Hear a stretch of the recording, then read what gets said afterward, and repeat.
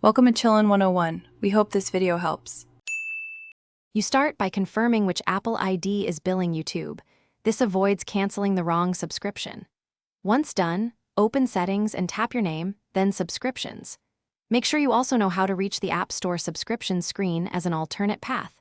Open App Store, tap your profile photo, then Subscriptions. These first steps get you into the right account view quickly so you can locate the YouTube entry without hunting through apps or emails. Now find the YouTube listing in your subscriptions.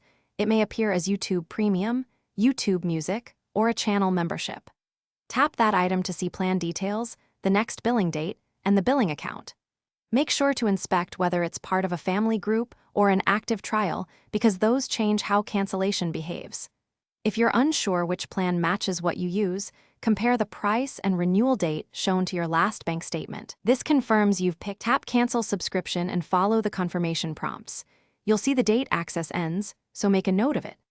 Once canceled, take a screenshot of the confirmation and watch your email for Apple's cancellation receipt to keep as proof. If the cancel button is missing or it won't save, sign out and back into the Apple ID, update iOS, and try again.